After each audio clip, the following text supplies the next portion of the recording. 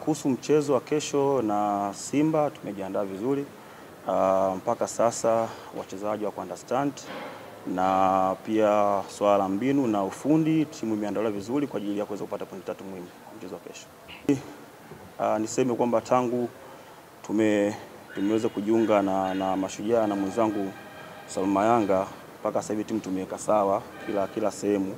Idara ya ulinzi timu iko sawa, idara ya ushambuliaji timu iko sawa. Ndio maana kuna baadhi ya michezo nyuma tumeweza kufanya vizuri, na ukiangalia pia mwendelezo wa timu sio mbaya, ni mzuri. Lakini tukisema mchezo uliopita ambao tumeweza kupata ushindi mwishoni, na kitu pekee ambacho tunasema huu mchezo wa kesho tumejiandaa vile kufanya mwendelezo mzuri kwenye mchezo wa kesho.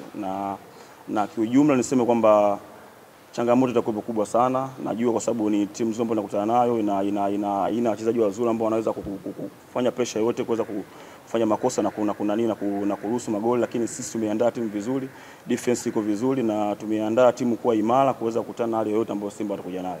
Wewe unapokuwa unajiandaa kwenye hizi mechi unaangalia na mpinzani ambao unakutana naye. Kwa hiyo sisi kama walimu tumeweza kuangalia ratiba tulikuwa nayo, siku ambazo tulikuwa nazo mpaka kukutana na mchezo, na timu ambayo tunakutana nayo ni Simba wako bora, umetoka kufanya kuingia finali kwenye mashindano ya CAF. Kwa hiyo niwapongeze kwa hilo pia. Kwa hiyo tunajua tunakutana timu bora. Kwa hiyo kwa muda ambao tumekuwa nao hapa Dar es Salaam tumeweza kufanya mazoezi, kuiandaa timu kwa mazoezi, kuweka sawa ili kuweza kuwakabili wapinzani ambao tunakutana nao. Ufundi tumepata muda mwingi kuiangalia Simba, mechi nyingi zimecheza, lakini hatuwezi kusema kwamba alivyocheza kwenye mashindano ya CAF basi ndipo atakuja kucheza kama mashindano ya NBC Premier League. Kwa hiyo tunajua atakuja tofauti, lakini sisi pia tumejiandaa kwa hali yoyote ile ambayo anakuja nayo Simba kuweza kumkabili na kummanage. Kwanza kabisa tunaamini pia hata safu ambayo iko nayo ya washambuliaji ni nzuri, wana quality players ambao wana uwezo kuadhibu muda wote. So tumeiandaa timu vizuri kuweza kwa manage kwa namna yoyote ile kuweza kuwakabili vizuri, na tumeandaa timu vizuri kuweza kupata pointi 3. Mimi niseme tu kwamba nizungumzie upande wa kiufundi. Hiyo swala la hamasa siwezi kulisema sana kwa sababu sio sehemu yangu.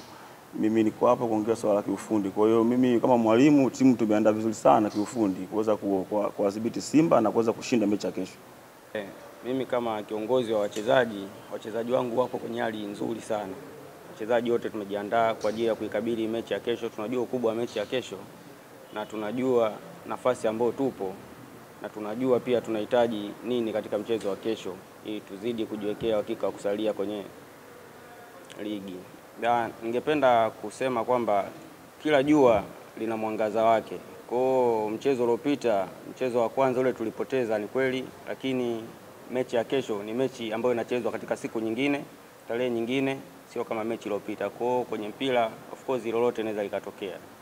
Kikubwa kwanza unapokutana na timu ambayo ina daraja kubwa kukuzidi, cha kwanza saikolojia ambayo utakuwa umetengenezewa na walimu wako ndio itakusaidia pia utakapokuwa pale uwanjani, jinsi mwalimu atakavyokutuliza na wewe mwenyewe utakapoingia kwenye mchezo.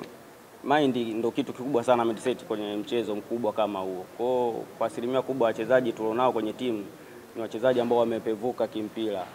Sioni kama kutakuwa kuna tatizo kubwa sana la namna ya kucheza. Kwa sio mara kwanza tunakutana na timu kubwa, tushakutana nazo. Kwa ni namna tu ambavyo tutaamka na kuweza kutekeleza jukumu ambalo tutakuwa tumepewa. Kwanza tunashukuru uongozi wetu kwenye kila chumba cha mchezaji tumejitahidi kubandika msimamo ule. Kwa mtu akiamka tu anakutana na msimamo pale. Kwa hiyo inamuongeza mchezaji morali ya kupambana, kujua hatupo kwenye nafasi nzuri, tupambane namna gani kuweza kuinusuru timu ya watu.